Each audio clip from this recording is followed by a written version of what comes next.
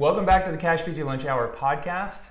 Today is a special episode because it's a live in-person episode and it's with Tyler, Dr. Shelton, who it's his last week here at LeBauer PT, finishing up his CashPT residency. So we've interviewed Tyler, I've interviewed a couple times. Once with Derek and then once by yourself. I believe so. So if you haven't listened to those episodes, you're going to want to go listen to those episodes as well. And see the whole journey. And today we're talking to Tyler about where he is right now. He's getting ready to launch his own clinic. He's been working with us for 13 months in a residency program to learn clinical skills and how to start a cash practice. So welcome to the episode. Thanks, Tyler. Thanks for having me. I'm gonna miss you. I'm gonna miss you next week. It's really bittersweet. Yeah, I know, and it's been great working with you for the last year. And the last time we did this, we messed up the recording, had to do it a second time. That's right. I forgot about that. So today we're running two cameras to make sure we don't lose the show. So tell us a little bit about where are you right now, and where are you in getting your business ready? Like this week, like what's going on this week, and what do you have done? What do you have left? Yeah. So I've got clinic space. I've been making a couple of trips to that spot just to really fill it up. So that's almost done. Pretty much took care of everything that I would need to take payment and treat people first. And for the most part, that's done. I've still got to set up a couple of emailing things and automations for the scheduling software that I used. And then other than that, I'm going to start finishing up on all of my systems, all my emailing stuff and everything like that, just to make sure that I've got follow-up sequences in place. I wrote 5 books for a couple different pain areas basically, and really filled them up, tried to give away as much information as I could, figuring worst case scenario, I heal somebody through a book, which would be nuts. But, and they just trust me a lot at that point, so I'm fine with that. But those books are done, and they're going to be basically what I'm going to be driving traffic towards as much as possible. So everything that I have left is starting to drive traffic and figure out how to get people to come into my clinic. Right. Wow. That's awesome. But that didn't just take you a couple weeks to get. Lord, no. So when did you start the process of getting everything ready to open your business? I'd say roughly 6 months ago, maybe even a little bit earlier than that. I really started with the books, just trying to put those together because I knew I was going to be putting everything around them and just setting up the bones of what I'm going to use to market, which is pretty much all I have right now. Just really basic structure of like a website, which is almost ready to go. Like I said, the emails, the blog posts, which I haven't made a blog post yet, so that won't even be up and running by next week, I doubt. But I don't foresee that being a problem unless people are already looking at my website. Right. Do you think you could have gotten all this done in like a few months? Hell no. Yeah. No way. Do you think, like, if you only had, let's say you only had 2 or 3 months, do you think you could have gotten to the point where you could see a patient, but maybe not have everything that you've put together? Absolutely. Yeah.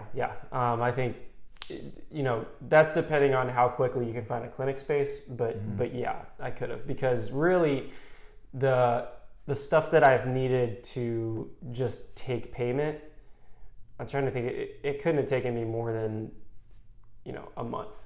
And that's depending on how you set up your business structure and everything too, because I think my process just took a little bit longer. But yeah, I don't think it took long at all. Yeah. I could definitely do that in that amount of time. So what do you think, like, to where you are right now, like, we don't have results from your business, we've built your business. Is there anything that you've done you're like, I shouldn't have spent so much time on that, or shouldn't have done that, or I would do this over again if I had to start again? Well, you and Derek actually did a really good job of pushing me towards like, hey, if you think of something while you're going about it, just go ahead and sit in front of a camera and record yourself doing it. And you've known me for long enough to know how well I do in front of cameras. I hate it. Yeah. So I didn't really do that. Not because I was ignoring the advice, but I was like, I don't really know what's worthy of going up on my website or wherever I would put this. And now I'm really wishing that because I would have blog posts to just go ahead and already have up, and even like Facebook posts and things that I can just have scheduled to go out at certain times. And I don't have any of that right now. Right. which is fine because I'll have time when I'm starting out to make that stuff, but it would be nice to have done those things ahead of time. And just realize that basically any little clinical pearl that I'm giving out to a patient is something that I would want to put up and share with people. Right. What do you have left to do between now and when you open next week? Physically finish setting up the clinic. There are a couple things that still need to go in there. I still, like I said, I have to finish setting up basically my scheduling software. I was doing that this morning before we met for this. I don't see that taking any longer than today. And then really my follow-ups funnels. That's what I care the most about right now. Did the hydroculator arrive yet? The hydroculator. No hydroculator. I do have a big noisy machine in there. It's my refrigerator, but other than that, no hydroculator. Yeah. Tell us a little bit about what your clinic space looks like, what's in there. Yeah. So I got this really cool setup in an office building. So I've got a video, or I'm making a video to basically show people how to get to it, because I think it would be a little tough on their own. But basically it's on the first floor of an office building, and you walk in, got to weave a little bit to get to my door, and then you open up into the front office area. And then I also have a back room area. Couldn't even begin to give you square footage, but I can tell you that my treatment room has a closet, which has plenty of space for me to put anything that I really need to. I got a metal rack in there so I can store sheets, pretty much anything. I've got the table in the middle. I've even got a weightlifting rack on one of the walls, which is not jutting out and getting in the way of anything. I've got a desk next to that because there's plenty of room for that. A couple of ottomans where people can sit. That's about it in terms of the treatment room. I mean, I've got all the things that we use laying around, but in terms of bigger items, that's about everything. And then the front room has just, you walk in and you can see on the back right wall of my desk, there's a little standing shelf for books and me to advertise different things. And then there's microwave, refrigerator, television, which I'm not sure is going to stay there yet. And then I've got 4 chairs into a corner with a coffee machine. Cool. What kind of equipment do you use in treatment? So, for instance, what things do you have in there that you might use with patients or use to treat patients? Well, so we've got the balls. Those are always priority number one. Got some Grey Cook bands. What kind of balls? Because some people don't know. Oh, so like a 4-inch inflatable basketball. Yep. And then Grey Cook bands. I got some racket balls and some tennis balls just to try out a couple different self-MFR things. I think I also got a softball. And then I've got a 2x4 instead of getting the FMS kit. I just got a 2x4 so I could get people to do different stuff with that. Kettlebells, foam pad for balancing, a dowel rod for a couple of correctives. That might be. I mean, so I've also got a TRX band hanging from the weight rack, but I don't even know what that's gonna do yet. I just have it. Right. Yeah. Awesome. Do you have it set up to do any retail sales or selling equipment for people or? Not yet, but I've got space for it if I need it out in the front. That's kind of what the shelf is for, because right now I don't have any books printed or anything. I wasn't really planning on printing them. I might eventually, but so I've basically got textbooks and things like that on it for right now. But in the future, I think I'll have some stuff out there that I truly believe in and want to give out to people. Awesome. So between now or since the last podcast, which was I think in January, when we really started this part of this phase of your rotation, and now, what's the number one thing that you've learned? Take imperfect action. 80% is good enough. And Yeah. seriously, because I'm the absolute worst. I even pulled all-nighters in PT school just because I would know that there wasn't some like one little thing that probably didn't matter that I hadn't gone over, and I would spend all this extra time going over it. And that was a real problem. It didn't like tank any of my exam scores, but I have a really hard time doing that. Just sending something out that I know isn't necessarily the final edited version, especially with the books. Like I had to really bite down and just kind of push them out, even though I know that there's still going to be edits that are going to be made. But just I think being available is the most important thing. So if I'm not taking imperfect action, I'm not going to be available. So therefore I need to just start doing things and know that it's going to all come around, because I'm going to make mistakes and I'm going to fail at certain things. And that's just part of what it takes to build up. Right. How about since we started, like since you came here 13 months ago, what's the biggest thing you've learned about yourself or about PT, marketing, business, whatever? Man, that's a really good question. That's tough to answer because I've learned so many things. So from a marketing standpoint, I just think it's important to realize that there's no one really good answer. That even though you can market anywhere, if you find your population that you want to market to, big city, small town, wherever you're living, you can market to anyone. But what is successful for the person in the big city might not be successful for the person in the small market, but that doesn't mean it doesn't work. Because what we use, an analogy we use in physical therapy a lot of times is like, so physical therapy didn't work for you in the past, which means physical therapy just doesn't work for you at all. Isn't it much more likely that just like that specific type of treatment wasn't good for you? So, from a marketing perspective, I know that the perfect answer isn't just sitting there. Like I know there's not just one thing, and if I go do that, it's like, oh, I've got patients for life now. Right. So it's going to take some work figuring out what works the best. But I think that's the biggest thing I've learned from you and from getting to watch Derek start his thing up before me. It's really helpful to have those two things in front of me as examples of here's what you can try, here's what has been successful in one place, here's what's been successful in other places. So yeah. How about like as a therapist? How have you grown or changed as a therapist in the last year? I think being able to speak to people is the biggest thing. I never felt like I couldn't talk to patients. Well, because remember, I want to remind people, where you were before, you were seeing how many people an hour and how many people a day?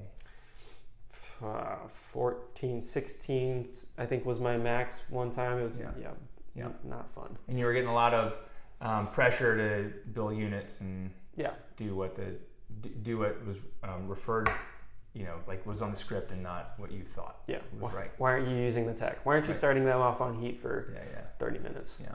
So now I got that background. So go back and what have you learned in the last year about treating patients, or you've realized this is the way that it works better and for me and all that? Well, first of all, the fact that I have more time with people gives me the chance to slow things down and really get to the deeper meaning of why people are coming into me, which I think is really valuable.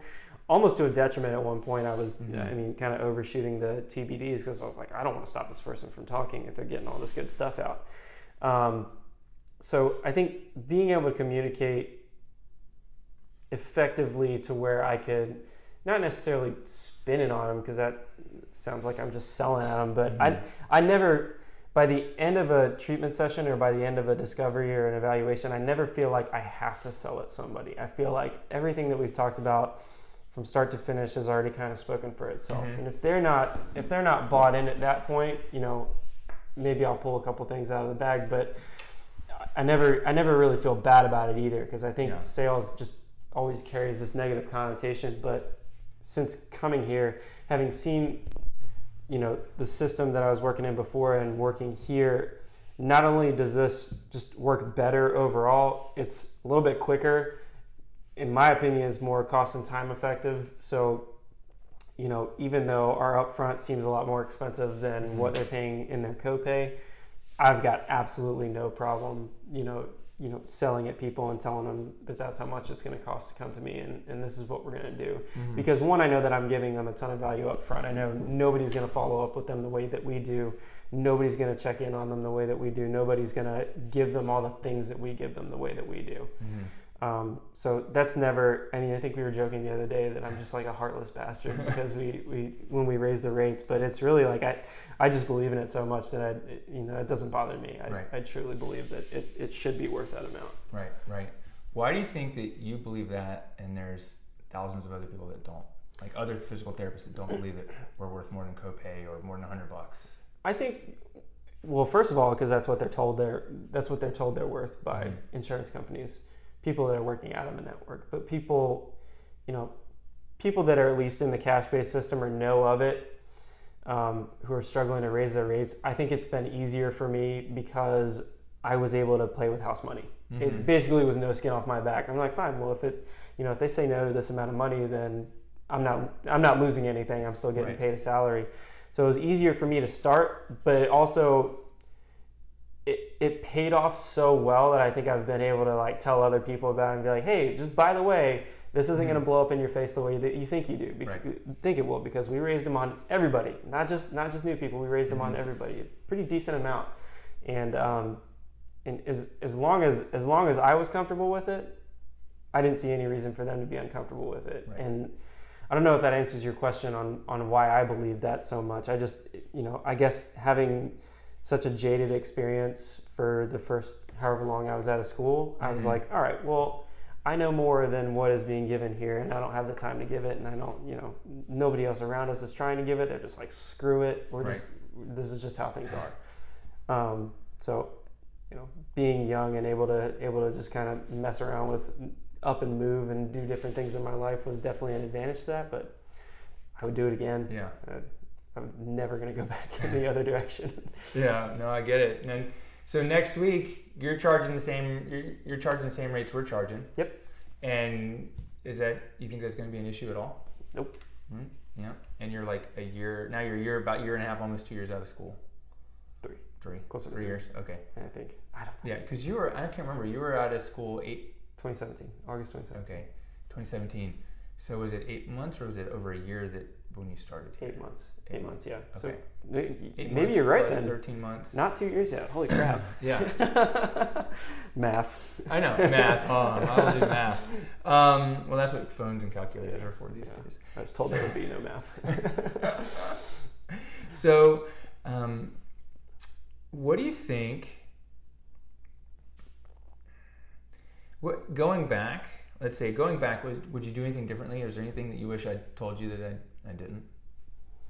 Going back how far? Like, I don't know, to when we met or the spring. I mean, something like either building your business or in the last year. Like, is there something that surprised you or that you were like, I wish Aaron had told me about that? Or,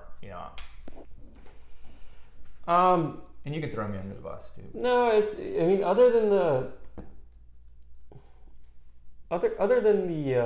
the taking care of things a little bit earlier, like go ahead and document like what you're thinking essentially a little bit earlier. I think I kind of shot myself in the foot with some things where I was like, I came to you and was like, hey, what should I do here? And you're like, it's on the blueprint. What are you talking about? Yeah. I was like, oh yeah, duh. But I was just like, since I'm here, I was like, I guess Aaron and I will go over this eventually, and just like wasn't thinking about the fact that I had access to it whenever I wanted to start it. So I think that was more on me than it would be on you. Yeah. I think I'm I think I'm right where I should be in terms of getting ready. I'm not quite. I don't think I'm as ready as Derek was. I don't think I'm not as ready. I don't think I'm as set up as Derek was. But I also know, just speaking with him, how much he's changed things. Yeah. Not necessarily for better or worse, but that doesn't worry me anymore, because I'm like, okay, well, at first I was a little stressed about it. I was like, holy crap, we're coming up on like a month away and I'm nowhere near, like my website's not ready, my follow-up funnels aren't ready, and those things take a lot of time. I'm so screwed. And then I know that stuff's not going to matter. Yeah.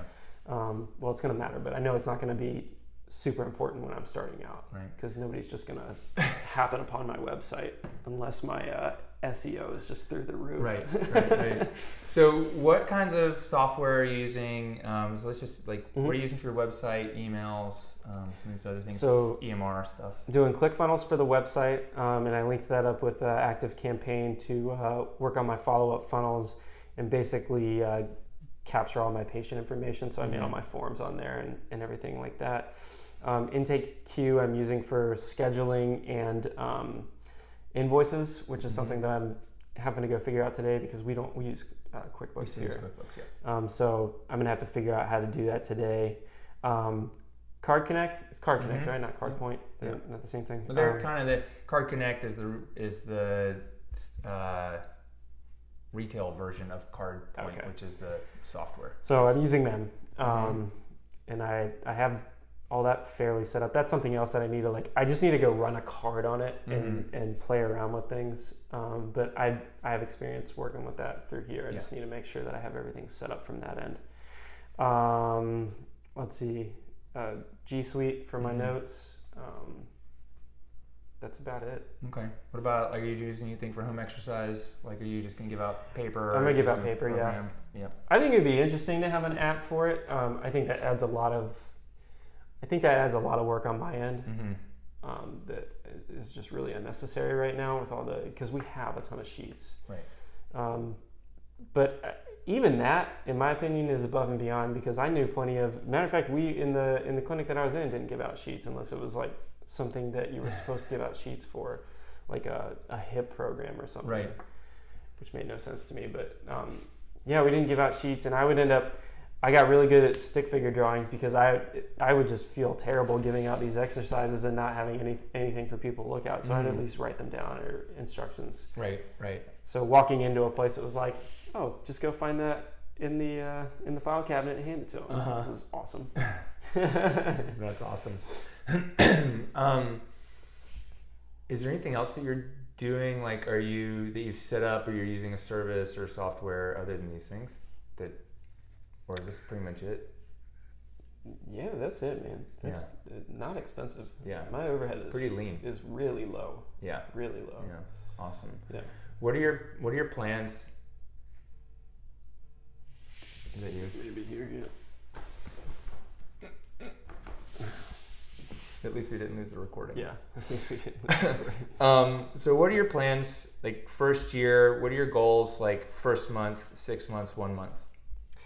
So first month, I'd be pretty happy if I broke even on clinic and living expenses, which is fairly doable. I think I told you it's 15 people. Yeah. Rough estimate.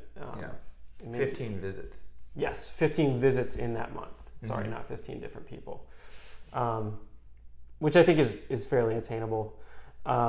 6 months, I'd like to consistently be seeing 15 a week, which is a lofty goal, but I think one that I can get. A year, I'd like to have hired front desk help. I'd like to be working on some kind of consistency plan, because I've already got retention funnels and things in place to where I work really hard to keep the people that I have, and not something sleazy like drag out their plan of care, but give them a bunch of benefits for coming in and getting checkups and things like that, and having a lot of bonuses for every time they refer somebody to me. So I'm really banking on that taking off for me, and if it does, starting to scale the practice. Yeah. So Derek, I think, was 15 patients a week by 6 months. Yeah, absolutely. Yeah, and you just got to work harder than he did. Yeah. I don't know that is humanly possible, but I'm going to work as hard as he did. He said, Aaron, this is really hard. He's like, how do you do this? And I was like, I told you. Yeah, it's hard. It's a grind. I think we talked a decent amount, and he was. I think he's really ready for me to have to grind. I think he's really ready for me to be out of my ass and just calling people up and getting rejected every day and feel the pressure. Yeah, that's awesome. So 6 months, 15 people a week, 1 year, be able to hire someone else, getting patients on some kind of recurring wellness program model type of thing. Yeah, if not that, just start to have some guaranteed income. I don't even care how much, really. It's just some kind of program where I can bank on that to be my guarantee. Even if it only covers clinic expenses, which isn't ideal, but even if it only covers clinic expenses, that's awesome. Right. That's huge. Well, that's more than I had until a year ago. Yeah. Or even less. So if I can hook something up like that, it's just figuring out the details. Yeah, that's awesome. And then how about 5 years, 10-year plan? What are your goals, plans? So I'm hoping to take this and scale it a pretty decent amount. I don't know if multiple locations is the way to go, or if just bigger and bigger clinic is the way to go. I feel like probably multiple locations is probably the direction I wanted to go. I don't have a real specific plan on how many. It used to be 5 clinics in 10 years. I think that's still very doable. I just don't know in terms of like range what I would want to do, if I would want to like take a bunch and put them all over the Winston-Salem area, or if I would want to actually spread them out. Yeah. Davie County. Davie County. Or like, would you go like Winston and was it Archdale or some of the Kernersville and some of these other like Mount area, things like that. Kind of spread it out. I would probably like doing that more than doing 5 different locations in Winston-Salem, just because that's a lot to pack into one area. Right. Like we were talking before, it's like you asked me, well, do you want another location in Greensboro, or just another locations? To me, it's like, well, I could go North Greensboro, but people aren't telling me that. They would only come to see me if we had a location there. That's not my argument. I've not met anybody that says, yeah, I'd come see you guys, but you're just a little far away. Right. And we've had people from Winston come out here. Right. Winston, Chapel Hill, Raleigh. I've had people come from California who are visiting people in Asheville. Danville, which is 2 hours north in Virginia. Yep. So yeah.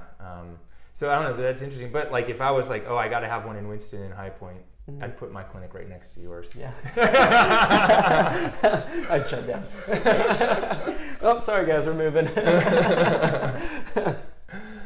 That's great. So remind me again, and like I know, but I want the listeners to know, like, why is this so important to you to start your own business, start your own practice? For one thing, it's even the very short amount of time that I was working in the regular system that was pretty much run by insurance, it was just mind-numbing to me. I absolutely hated it, and to the point where I physically would not be able to go back in there. Right, like I would almost have to change professions completely if this just like tanked out and I couldn't do it, which isn't going to happen. So I'm not worried about it. But it's I just don't think it's a good way to treat people. And I think the more you look at the way the field is going in general, and even the trends in the medical system, like you don't walk up to many people and go, oh yeah, our medical system's awesome, isn't it? Like it works so efficiently and it's really cost effective. No, that's not the case. And it's not a political thing. It's I want to help people out, and I want to do that without somebody looking over my shoulder constantly and saying, hey, just so you know, like that works, but we're not going to pay you for it. Right. Which is BS. I went to school for 3 years and I'd taken like 9 con eds, most of which out of my own pocket. Yeah. Like, no, I'm not asking for you to put me on a yacht, but I would like to make enough money to, put food on my table, roof over my head, live a comfortable lifestyle, doing something that I enjoy doing without that constant oversight. Right. And I'm not sitting out there, doing anything outlandishly crazy, but it's insane what is and isn't reimbursed nowadays. Yeah. And I think the fact that, there's only, like, I think the number was the baby boomer generation is going to triple the number of people on Medicare in the next 20 years, which ought to be terrifying if you're within that network that is essentially run by what Medicare reimburses for. Yeah. Yeah, that's crazy. And they're actually better than a lot of private insurance. Yeah. Yeah. One of my mastermind students who joined about 4 or 5 months ago was struggling, and she's working on transitioning an in-network practice to cash. Mm-hmm. One of her primary insurance companies was paying only $32 a visit. Yeah, it's nuts. I think even some of them, she's like, well, the copay is larger than what they're, and it's just like, or they're working really hard to collect an extra $10 or $5. It's ridiculous. Yeah, so. I mean, not to belittle any other profession, but how the hell are you going to tell me that my time, my hour, probably 30 minutes, is not worth as much as a haircut? Right. Which is, a perfectly good thing to be doing, but how many people walk around getting like $25 haircuts? Not many people. Right. And we went to, most of us have a doctorate degree, and we went through all this to, get certified and be able to help people in a really effective way that keeps them away from surgery and injections and pain medications. And one, we're not utilized nearly enough because nobody knows what we're doing. But secondly, we're just not valued at all. Mm-hmm. And it starts with them. It starts with the insurance companies. And I'm not going to subject myself to that. I'm not going to subject like my family's lives to that. I'm just going to go out and do my own thing. Right. No, I agree. And I think one of the hardest things for me is I look at it and go, well, if only the executive looked at even the president of the hospital or insurance company said, oh, well, what if we sent everyone with back pain through physical therapy first? Yeah. Everybody, no matter what, they would save money. But how much money are they going to save in comparison to doing something else, not paying? Mm-hmm. Well, it's easier to not pay than to look and see, well, could we save? Could we, it's like they're doing it by numbers, not by what people need. Yep. And they're just running numbers and, all we got to do is clamp down over here and clamp down over here, and the numbers will drop faster than if we do this other thing, which could still save them a ton of money. Yeah. And to be fair, like our profession doesn't exactly help itself out on every front. There are plenty of PTs who just run through the motions, right. And when somebody comes into them with back pain, they do X, Y, and Z that they do for everybody. Mm-hmm. It's not individualized at all, and then it doesn't help them. So right. Not only then do the doctors and everybody above them in their plan of care think to themselves, oh, I guess PT doesn't work for this. The patient starts to think that, and I think that's more poisonous than anything else, is the patient going, oh, PT doesn't work for me. Yeah. So that when somebody like us comes at them and says, hey, your diagnosis might not actually be why you're in pain, why don't we just talk and see what I can do for you, and then we'll talk about costs. And they're like, excuse me, you're how much money? No, PT doesn't work for me. Right. I'm certainly not paying that much money for it. Yeah. And that's all PT's fault. Right. Because I don't like eating at a restaurant. Yeah. Or my mechanic couldn't fix my sauce. My mechanic couldn't fix my car, therefore nobody can fix my car. Right. Yeah. Right. I'm just going to see if the car gets better by itself. Too logical. But it is. So what do you think is the solution to that? I wish I knew. That's why I'm jumping out. That's why I'm jumping ship. I mean, it's just, the solution is if enough people do it cash-based, somebody's going to have to pay attention. Yeah. Because, not everybody's going to be able to get the services that they need for what we charge. Mm-hmm. I mean, we've had people, we're not out there just treating the 1%. We've had people even on disability coming and seeing us, but at a certain point, there are some people that just can't see us. So, I mean, if enough people are going out of network to where insurance becomes obsolete for a certain percentage of people, I think that's the only way they can really work. But do I think it's going to happen? Probably not. Yeah. But I mean, there are even people here in North Carolina, on Medicare who don't even, with Medicare, have to go to the hospital and they only get one visit. Yeah. For PT. Yeah. I mean, which is crazy. I mean, we happen to be one of the states that I don't know if that's because we didn't take the Medicare supplemental from the federal government a few years ago, or but even before that, I think when I was in PT school, it was only 3 visits unless you had cancer or an amputation. Yeah. And if you had back pain or neck pain or a shoulder problem, you're out of luck, basically. Well, they even recently really cut down on the number of visits. It was like I don't remember the exact number, but it was like 60 or 90 days after a total knee, total hip, or a couple other things. Mm-hmm. I believe. Y'all don't get me on this, but like you couldn't see a PT after that. Yeah. It wasn't covered. Yeah, that's crazy. What do you think? What do you see the future? What's the future for our profession? While we're on this subject, I'm pretty excited about it because I do think from my perspective, like I don't foresee any issues with struggling. Mm-hmm. I really don't. Like I'm never worried about it because I think we're such a valuable resource, and people just don't know it. Right. Or like we were just talking about, have had negative experiences, so they just assume blanket term that okay, well all PT doesn't work. Mm-hmm. So, I think the APTA does really good things. I think there are plenty of people out there like yourself trying to really bang the drum for physical therapy. So I think, if enough voices are shouting loudly, eventually somebody's going to take notice and do something to make a better change. But, for those of us that are doing cash-based, and even physical therapists who are doing their thing in network, I think, if you're good at what you do, you're an amazing resource for these people, because not enough people know what you can do, and once they figure out that you can help them, they're basically yours for life.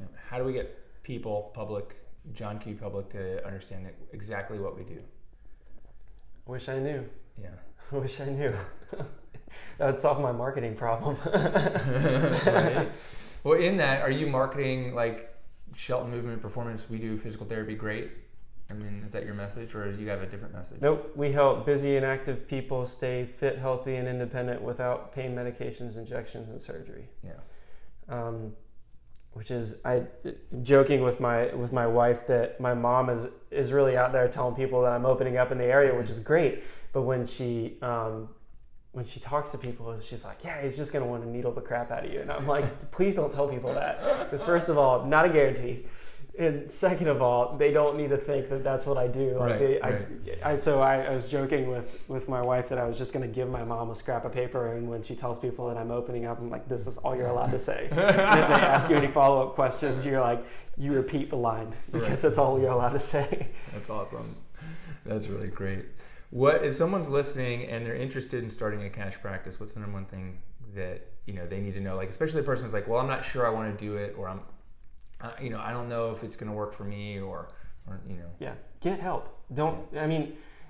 You can try it by yourself, but I don't know where, even if you had given me no advice whatsoever, I would still have the relationship with you, the relationship with Derek, and the relationship with CashPT Nation that would have gotten me so much further than having just tried it out on my own. So, getting help with it, getting started, getting the advice so that you're not scrambling around trying to figure everything out and trying to learn everything from scratch. Because I think the resources are out there for you to get you started. And if you're opening a practice, you got to be willing to eat some costs to earn money later. Right. So, if you're just expecting to spend minimal amounts of money and just never get it back, I don't know what to tell you. If you're expecting to spend minimal amounts of money just to get you going, it's not going to happen. Yeah. You're going to have to actually spend to get yourself places. I keep telling you that I'm done spending money for the next couple months, but I'm not. Yeah. I'm not. It's just starting. Yeah.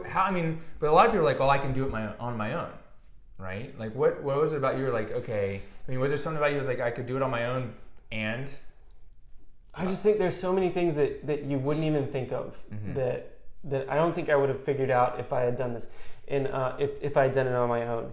Even even learning how to set up systems, even if I'm not using your stuff, I know what the general message should be, and there's so many different things out there that I don't know. Maybe people out there are a lot more intuitive than I am, but I don't think that there's any way that I would have thought of all of this stuff. I'm still figuring stuff out, and I've got a week left. Yeah. So there are things that you need to learn that will help you hit the ground running a little bit quicker, as opposed to going in trying to do it by yourself, thinking that you have a great plan, it falling through, and then not only do you spend a bunch of money to get it started, but you don't know where to go, because you're gonna fail at least once. Nobody's just gonna spend $100 here or there and just take off booming unless you've got a huge reputation where you're starting out already. And even then, there's still things that you're probably going to need to know. What would you say to someone who, let's say they're in school and they're saying, oh, well, I need 5 years of experience. I heard that this week. I hear it all the time. It's like, oh, I need 5 years of experience and then I'll go out on my own. Like if someone, if they're in school thinking about doing this, what would be your advice? My first advice would be sure that you actually want to do it, because it's appealing to a lot of people for a lot of different reasons. My notes don't have to be that long, or I don't have to do this, that, or the other. I can make a lot of money. That's not necessarily the case, and you gotta want to do it to get started. So that would be the first thing. And the second thing would be 5 years of experience. No way, because I don't even have that. If you're confident in your abilities, I think you can go for it. You started right out of school. You didn't do anything. I think, just personally, I don't think I would have gone straight out of school, especially now knowing what I've learned in the past 13 months, which isn't that long, but knowing what I've learned in that amount of time with the mentorship you gave me and just being able to go to a bunch of different courses and figure out how I wanted to learn a treat, that gave me all the confidence in the world, so that I don't ever worry about whether or not I'll make somebody better. I know I can. It's just a matter of how long it's going to take and how bought in I can get them by speaking to them. Right. So 5 years, no way. Maybe a year before you get started. But I would find a support group really quickly. I'd find a support system because I felt pretty alone for 8 months out there, just kind of doing my own thing. I had no real guidance, no idea how I was going to make it work in my favor. And then luckily, I just I think a lucky turn of events, I found your stuff and got this job. But I definitely would not have been able to do it alone. Yeah, awesome. Anything else you want to add, or that we didn't touch base on about what's next? What are you doing? Well, thank you. Yeah. Thanks for helping me. Yeah, you're welcome. That's the biggest thing. It's your podcast. You've been awesome. Really. I mean, I tell people all the time, had it not been for Aaron and for Derek and just, again, the community that I've become involved in, I don't know where I would be. I certainly wouldn't be as ready as I am now or as confident as I am now, because people ask me all the time, like, well, are you going to start a side business, or are you going to start you going to work PRN somewhere? Or like, what happens if it falls through? And like, not even a shadow of a doubt that I'm going to be fine. Like, I don't worry about it at all. I don't think that's going to happen. Awesome. So I really appreciate you, and I really appreciate what you guys have done for me. Yeah, of course, man. And we're gonna miss you here. Yeah, I'm gonna miss it here. It's gonna be tough. Andra and I, one more thing I want to ask you about. You're really great with people, and you break down barriers. You build rapport really quickly. Just by being super awkward and there's something what do you do? Like you're so good in that. Like, people come in and you're just like Tyler, and it's like people are really comfortable with you. I think I'm trying not to brag, but I'm just very genuine all the time. Like, you never have to worry or wonder what I think of you, almost to a fault. Yeah. I think I tend to need to learn how to shut up sometimes, but anytime you see me, you're getting me. I never put on a mask to be anybody else. Doesn't always work. I mean, there've certainly been a few people that have been a little standoffish when they get in the door. I'm like, hey, what's up? You ready to go chill? Yeah. But for the most part, they're like, who's this 16-year-old? Yeah. What the hell? Yeah. Grow a beard. But yeah, for the most part, I just trust in what I do. Really, first and foremost, is the confidence that I have in my abilities that I earned through this place. But I don't know, man. I don't ever want to be that rigid doctor that people feel like has a filter on them all the time. You're gonna see this kind of like 27-year-old young kid that's just he's also gonna treat you, by the way. Right. So yeah, I don't know. If it stops working for me, maybe I'll change it up. But that's for awesome. right now. Well, it's one of your biggest assets to our practice. I appreciate it. So thank you. Well, we're gonna miss you. Yeah, man. And look forward to having you on the podcast again, maybe another year. Yeah. And I think I'm getting Derek on sometime this week too. Yeah. So one of the next episodes will be Derek a year out, and looking forward to having our 1-year party. Yeah, absolutely. All right, and our graduation, or your graduation 1-year party, and just everything coming up in the next few years. So yeah, absolutely. I did want to say one other thing, and it sounds like I'm plugging for you here, but despite the fact that I work here, I still listen to the podcast, which I think is pretty valuable, because when I first started here, I was like, I'm not going to need to anymore. Like, I'm going to know everything that he says, but I still get so much out of everyone. I think we were talking about it the other day. It's awesome. Thank you. So yeah, appreciate that. It's really killing it. Dude, thank you. Have you left me a 5-star review yet? Not yet. Maybe I'll do that next. Thank you very much. If you guys have gotten anything out of the podcast and it's inspired you or helped you in any way, would greatly appreciate a 5-star rating and review on iTunes. And be sure you check in and listen to the next episode. One of the next episodes we'll have Dr. Nielsen on, 1 year out of the residency program, and I've got a lot of great guests lined up for you over the next few weeks. I've also released a brand new book, the CashPT Blueprint, the book, which will be available soon. So watch your email and social media for when it's available, and we'll see you on the next show. Thanks so much.